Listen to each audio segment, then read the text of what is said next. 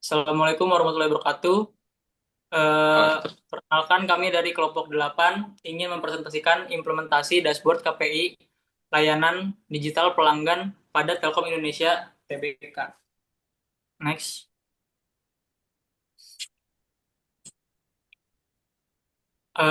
Di kelompok kami ini ada saya, Devon Orlens, ada Setia Diego Faruzar, Jaiza Jilan Ramadan, dan Ahmad Zaki Kurniawan. Next. Transformasi digital di Telkom Indonesia membuat perusahaan perlu memperkuat layanan pelanggan. Apalagi dengan tantangan seperti luasnya wilayah Indonesia, keragaman pelanggan, dan tingginya volume interaksi. Karena itu, dibutuhkan dashboard KPI berbasis bisnis intelligence seperti Power BI untuk membantu performa layanan pelanggan secara real-time dan data-driven.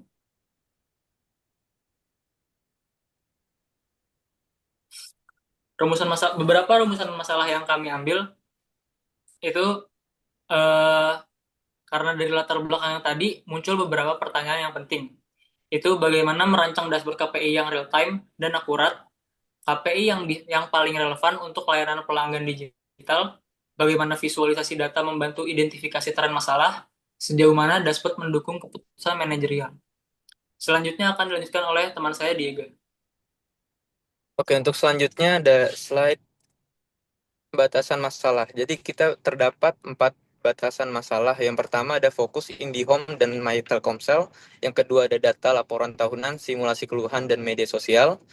Dan ketiga ada analisis 5 KPI utama. Dan yang terakhir tidak membahas aspek teknis dalam implementasi. Slide selanjutnya. Nah, jadi tujuan penelitiannya itu ada 4. Yang pertama kita menganalisis KPI strategis layanan pelanggan. Yang kedua adalah visualisasi tren dan pola performa layanan. Yang ketiga ada mendukung pengambilan keputusan berbasis data. Dan keempat contoh penerapan bisnis digital intelligence atau BDI.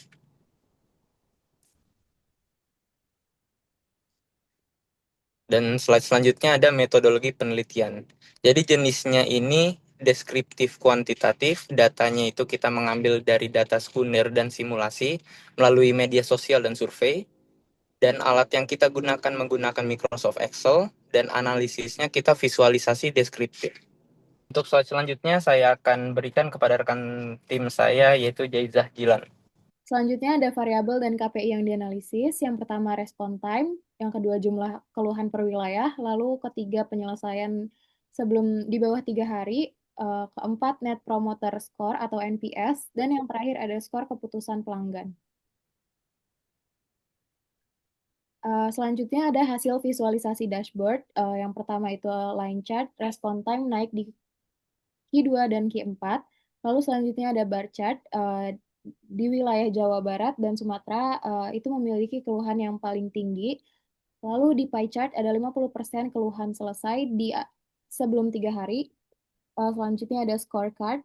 NPS turun saat respon time naik. Dan yang terakhir ada simulasi skor kepuasan turun 12% di Q2 dan Q4. Nah, ini adalah hasil visualisasi dashboard yang kami ambil dari berbagai wilayah. Tertinggi ada di Jawa Barat sebanyak 1.230 dan terkecil itu ada di wilayah Sulawesi sebanyak 420. Di bagian pertama ada line chart, itu menunjukkan di Q2 dan Q4 menunjukkan kenaikan. Di sebelah kanan ada bar chart yang menunjukkan Jawa Barat dan Sumatera memiliki keluhan tertinggi. Lalu uh, selanjutnya ada pie chart yang menunjukkan 50% keluhan berhasil diselesaikan kurang dari 3 hari.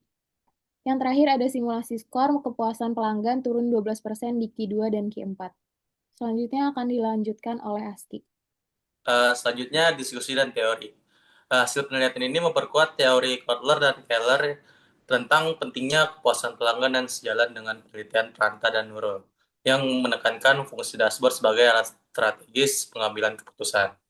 Selanjutnya, rekomendasi. Di sini ada beberapa rekomendasi berdasarkan hasil visualisasi kami memberikan, yaitu yang pertama buat KPI spesifik per wilayah untuk strategi lokal. Yang kedua, gunakan AI chatbot agar respon lebih cepat. Yang ketiga, latih tim CS dengan pelatihan digital. Yang keempat, dashboard bisa difungsikan sebagai sistem early warning. Dan kelima, kembangkan dashboard yang real time dan terintegrasi. Kesimpulan, yang pertama, dashboard KPI terbukti efektif dalam memantau kualitas layanan. Selanjutnya, respon time sangat mempengaruhi kepuasan pelanggan. Yang ketiga, visualisasi membantu identifikasi wilayah prioritas. Dan terakhir, dashboard mendukung pengambilan keputusan berbasis data. Ya, sekian presentasi dari kelompok kami. Atas perhatian Bapak dan Ibu, terima kasih. Assalamualaikum warahmatullahi wabarakatuh.